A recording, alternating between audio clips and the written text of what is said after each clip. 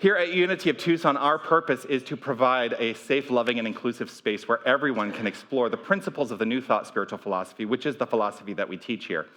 And through the exploration of those principles, I think that we may master spiritual understanding, find personal purpose, and develop a spiritual path. And what I have found, as I say frequently, I say that that spiritual path that I have found in New Thought philosophy, applying that in my life has enhanced the quality of my life. And so that's why I do what I do, and I invite you all into understanding what is right and perfect for you. Because what I also say every single week is, I'm not here to tell you what to believe. I am not here to tell you what to think. I am here to offer the tenets of the teaching, and you get to decide what you will do with them.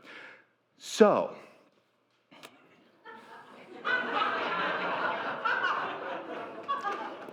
if something challenges your belief system here today, my recommendation is just be willing to look at it. Look at it free of judgment and allow yourself to make some considerations around whether the belief system that you hold is the belief system you would like to maintain, or if a new idea may be impressed upon you, and that may be something you want to do and follow. It's entirely up to you. So here I am offering the tenets of the philosophy. Part of the philosophy, I think, is rooted in our vision and our mission here at Unity of Tucson. I would love for us as a community to first, let's say these words of our vision statement out loud together. We envision a world awakened to its magnificence. And the vision is a manner in which we may choose to see the world. The mission are practical steps that we can apply to allow that vision to come into expression. So let's share together these words of our mission statement. Love only, forgive everything, remember who you are.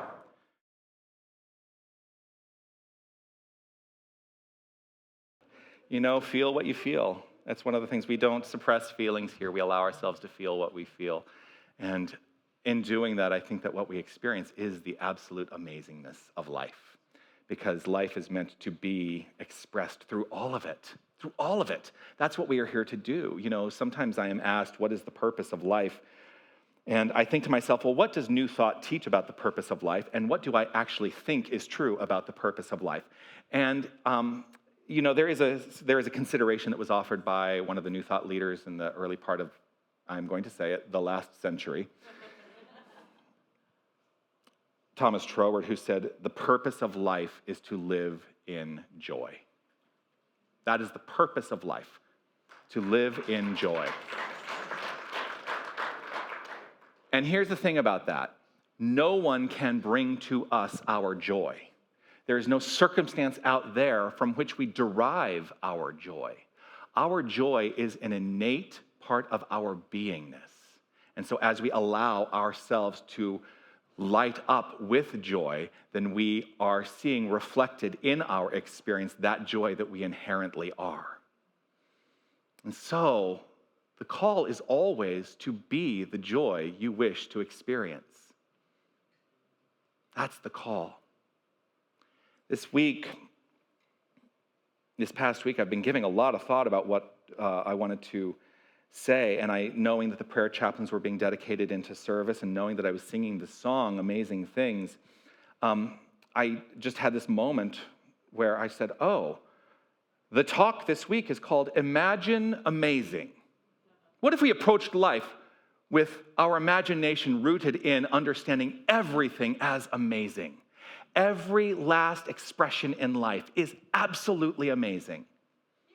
Yes.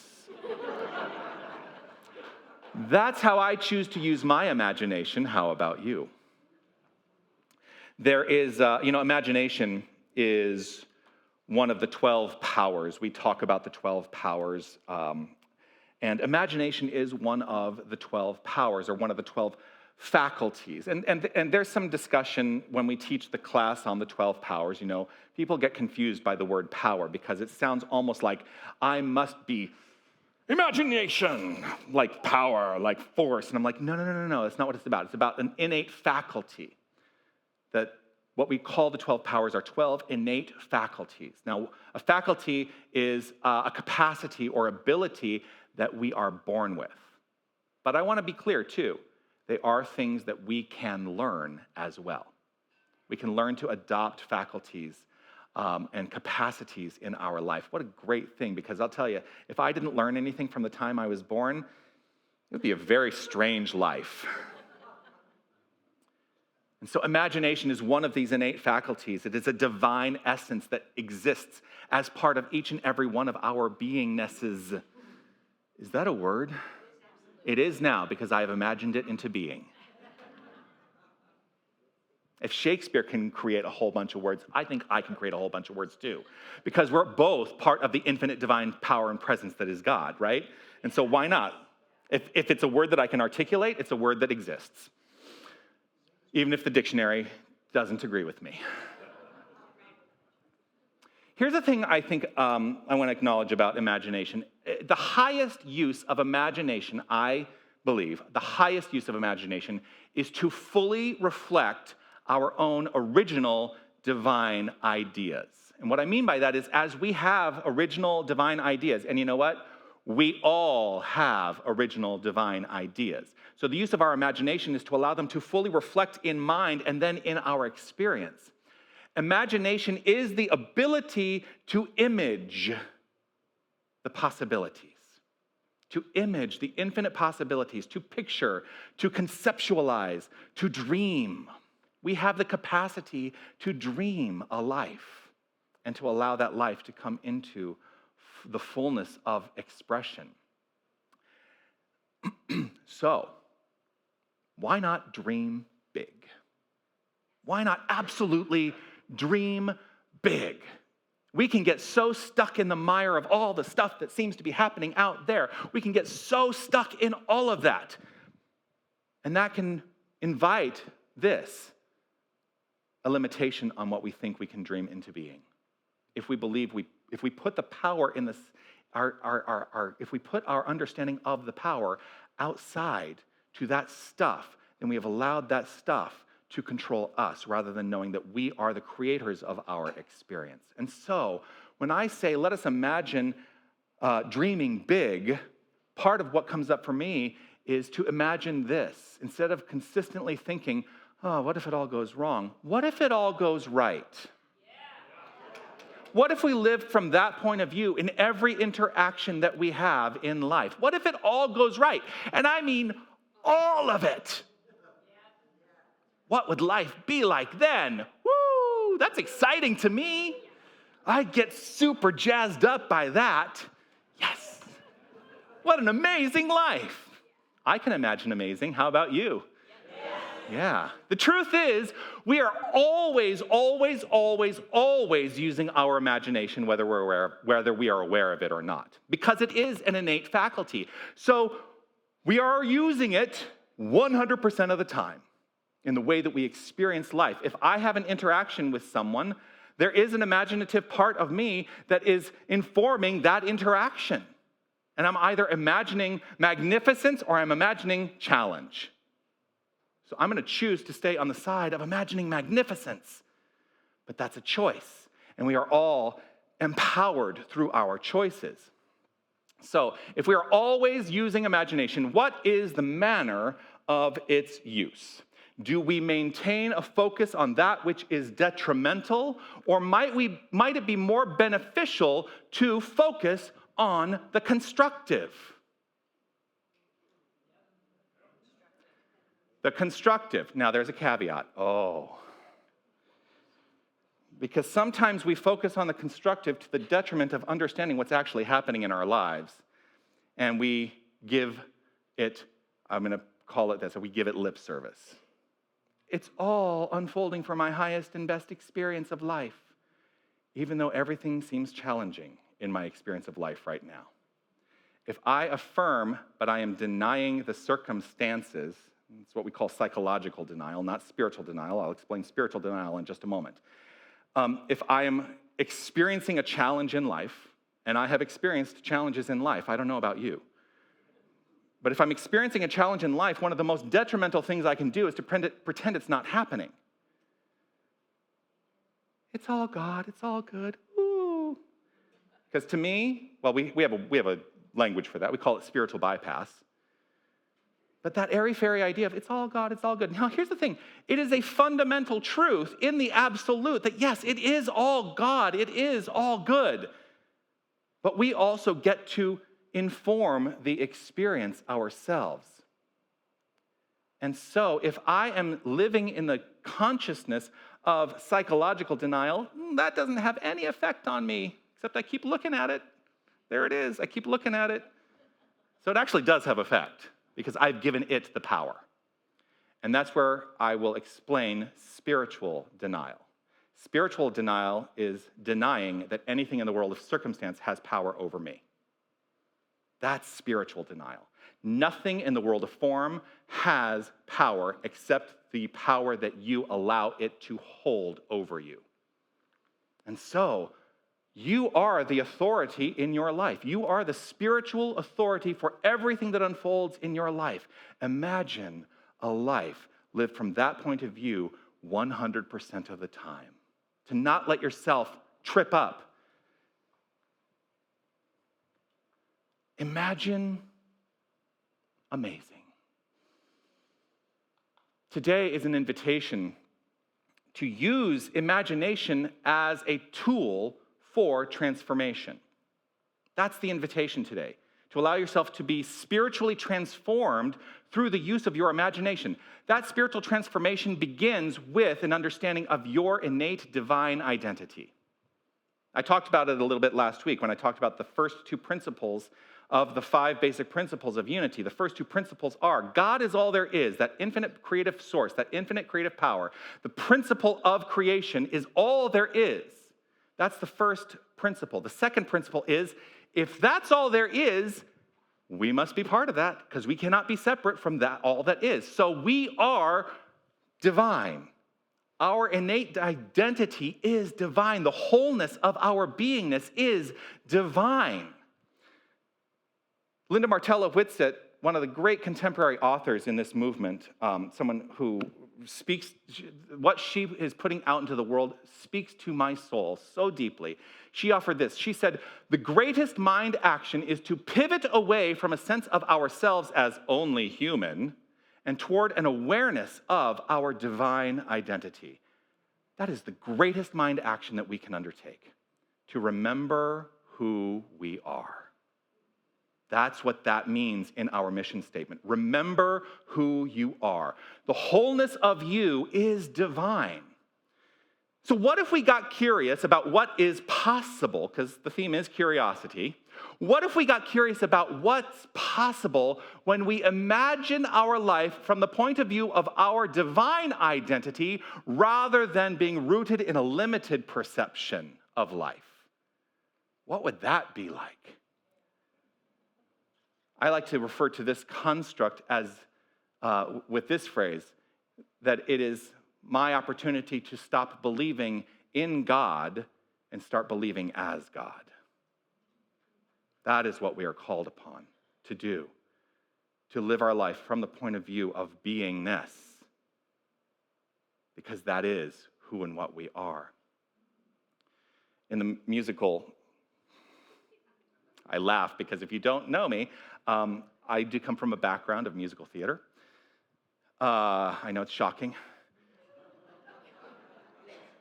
In The Musical Company, one of my favorite little snippets of a line in that show is, you see what you look for, you know? You see what you look for. We all see what we look for. What are we choosing to see in the world?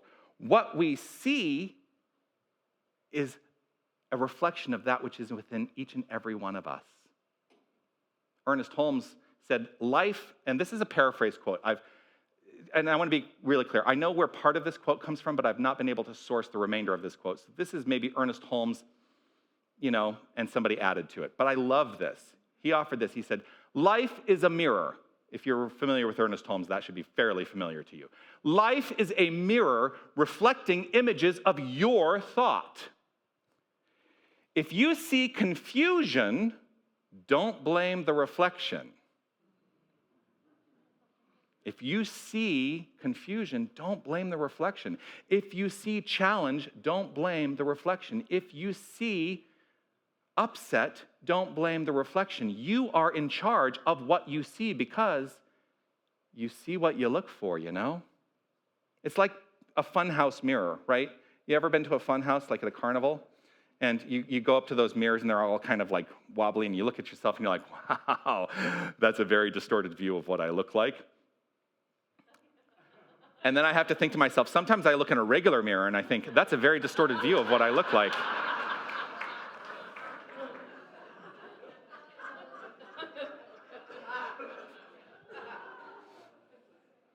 I think all mirrors are funhouse mirrors now that I think about it.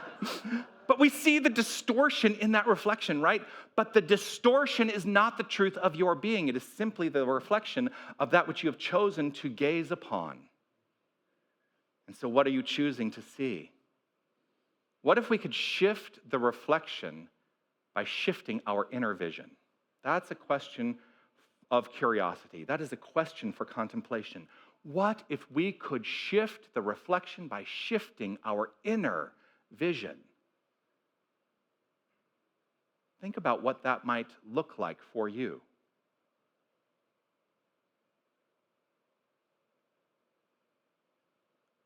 My belief, you get to decide what you believe. My belief is that that's what we're doing in prayer. That is what is unfolding in the practice of prayer in the manner that we teach it here. Because prayer, as we teach it here, is not a supplication to something outside the self. It is an affirmation of that which is within. I think that what we are doing in prayer is inviting a shift in the reflection by shifting our inner vision, inviting a different inner vision, a different inner conception, and living within the expectation that it is so in the experience and expression of our lives. That's what prayer is all about. Prayer is not a beseeching, prayer is not a begging. Prayer is not a supplication to anything. Prayer is saying, I know who I am, I know how I fit within this thing called life, and I choose to experience life from that point of view, and to not allow myself to be detrimentally affected by anything outside the self any longer. I lived with that for far too long. It takes a pivot. That's what it requires. It takes a pivot from seeing ourselves as limited human expressions to recognizing our divine identity. We can encourage our imagination through curiosity and imagine amazing. Rather than asking the question in any given circumstance, why is this happening? What if we shifted that? What if we pivoted that and instead looked at the experience or the circumstance and asked, what is possible here? Given the experience I am having right here and right now, what is possible here? What is within me to express as infinite possibility? We can rethink the concept of challenge in our lives. We absolutely can rethink it. What if we redefined all of those challenges as invitations to explore a new way of thinking? Oh, gee, this philosophy, the spiritual philosophy, is referred to as new thought. That's what new thought means. Because the challenge of new thought is everybody thinks that we're bringing something new to the table. We are not bringing anything new to the table. We are expressing ancient wisdom in contemporary ways. That's what new thought is all about. It is an invitation to say, I choose to think a new thought in this moment and to allow myself to be transformed by the renewing of my mind. If you know that reference from Romans 12:2, be transformed by the renewing of your mind. That is how transformation unfolds. That is how transformation unfolds for each and every one of us. It begins in mind and flows forth into expression. And the prayer chaplains that have been dedicated into service here today are invited to support you in that transformation of your mind. Now, one of the things that comes up pretty substantially in the training of the prayer chaplains is this: the prayer chaplains do nothing to you. Well, then how does that work? They can only be effective in the demonstration of their prayer rooted in your receptivity to that prayer. And so they can have all the conviction, all the faith in the universe, backing up their understanding of your beingness, if you are not receptive to that, you will only have the experience rooted in the level of your resistance. And so, if you seek out a prayer chaplain, perhaps consider that prayer chaplain is there to invite you into an infinite state of receptivity. And as you experience that infinite state of receptivity, that the words they speak are taken on in your own mind and in your own heart to such a degree that they can no longer be denied, and live from the point of view of a life that is imagined as amazing. That's what they're there to do. What could happen in shifting our self-perception from accepting human limitation to welcoming divine potential? What would that look like? I had a disappointment once.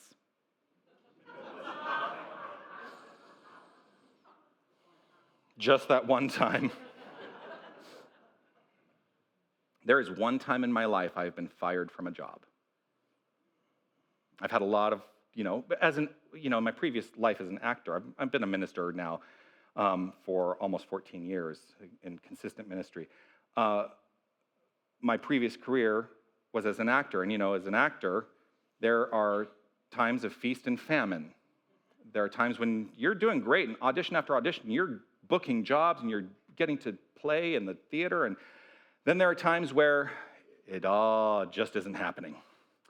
I had a side job for a time as the personal assistant to a celebrity. I will not tell you who the celebrity was, because I do, honor that there is privacy that I would like to maintain.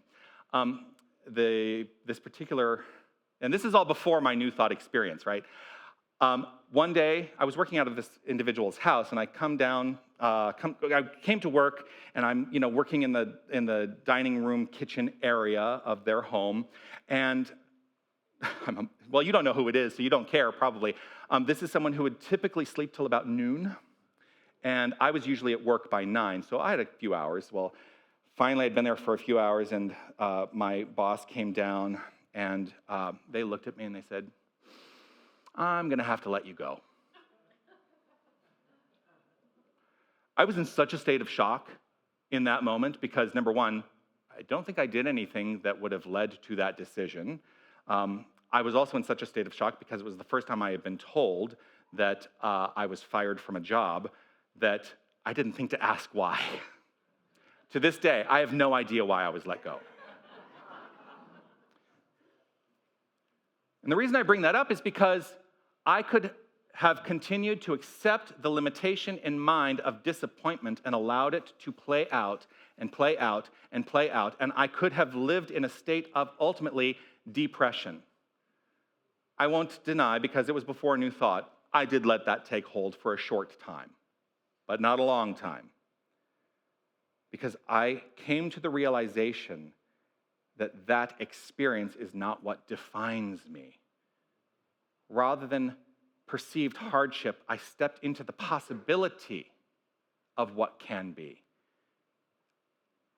And one of the magnificent lessons that I was offered, because I had a very close friend who was with me through all of this, and she turned to me one day and she said, "Will you stop being depressed?" I said, "I don't know how to do that." She said, "The opposite of depression is expression. Go create. Go create something." And this ties right into our third principle, that thoughts and beliefs and feelings create the events and experiences of our lives. Thoughts and beliefs and feelings are the core of the creation for everything we experience in our lives. All thought is backed by belief and is rooted in a feeling tone.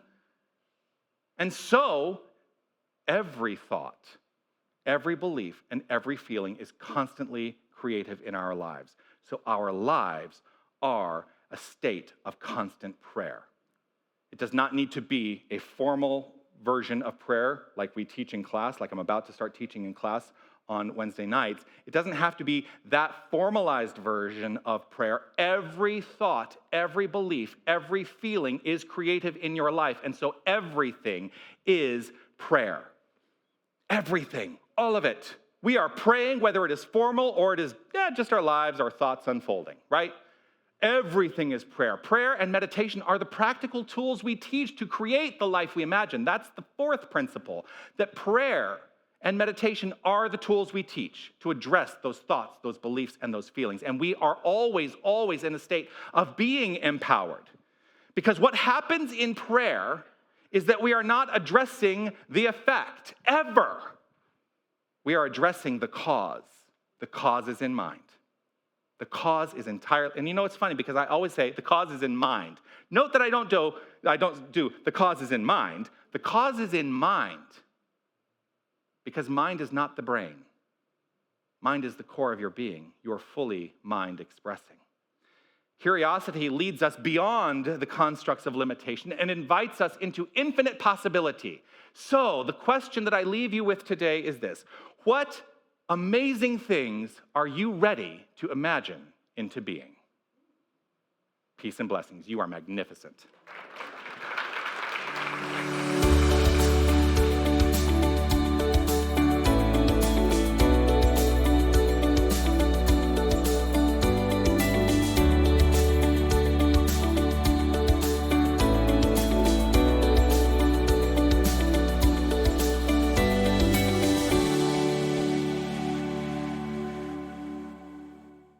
The home practice this week is in 3 parts.